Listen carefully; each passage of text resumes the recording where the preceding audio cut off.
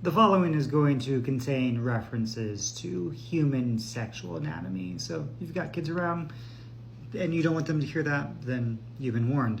So I think the discourse is already probably tired out about the Olympics and the thing that was not mocking the Last Supper, but people thought it was mocking the Last Supper. But I still have a few more things to add.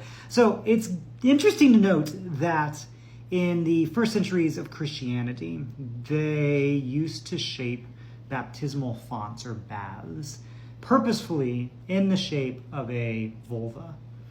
And they would also have depictions of the wound on Jesus' side where he's like stabbed in the side to see if he's dead or not, was also depicted in very like vulva-like shapes. And there was some interesting theology done around like Jesus being the embodiment of both masculine and feminine qualities, with having the masculine primary sexual organ as well as this like female sexual organ in the shape of a vulva coming through his suffering and death. Breasts were often used as a sort of language on God's nurturing qualities, and so God was spoken about as having breasts, or even Jesus as having a bosom that people could find rest or comfort in. And all of this was possible because there wasn't this rampant sexualization of human anatomy.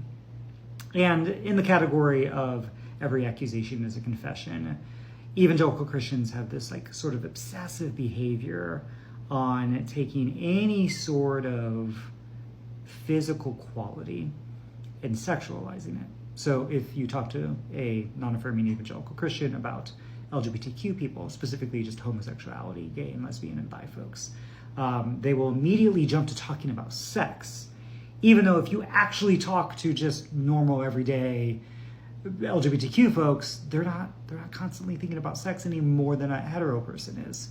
Then Project 2025, there's a section that talks about any sort of trans education or just referencing trans people is pornographic, which again is this obsession with taking somebody's physicality and immediately sexualizing it.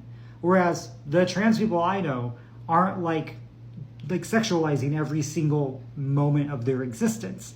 That's what evangelicals do. So you have this thing that's not actually the Last Supper, it's a bacchanalia in the Olympics, and Christians, evangelical conservative Christians, cry foul, like, oh, they're making a mockery of the Last Supper because trans people look vaguely like Da Vinci's Last Supper. And, oh no, this is like sexualizing the Last Supper. Like, just because trans people are there?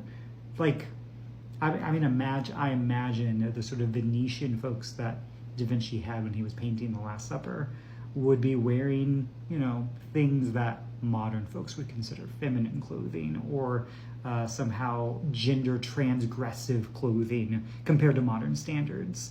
And that, should that be sexualized? Of course not. Anyway, all that to say, human anatomy can exist in a non-sexual way. We can refer to breasts and bosoms and vulvas in non-sexual ways, and don't have to immediately jump to these sort of sexualized depictions. Also, sex is fine. The sexualization of human body parts is not a defect of our society. It's a defect when you do it to sexualize children, or to just assume that someone is thinking about sex when they're not. Can't imagine what TikTok's filters are going to do with this. Anyway, if you're making assumptions about what somebody is thinking about, that's a problem. If you're demonizing sex, if you hear about sex and think bad, then there's something very repressed going on in your theology. And you're missing out on all this beautiful imagery that the early church had that referenced anatomy, sexual anatomy, to make theological points. That baptism, the reason why the baptismal fonts were shaped as a vulva, was seen as new birth and new life. And it was the feminine qualities of God that bore the new sort of spiritual life that Christians were talking about. I mean, the fact that John chapter 3, Jesus says, you must be born again of the Spirit. Who's doing the bearing of that born again Christian? It's God. It's God with those feminine qualities bearing new life in people. And when you just cut that off, you say we can't use that language, we can't depict that sort of art, it's sexual, therefore it's dirty and wrong, that's a problem.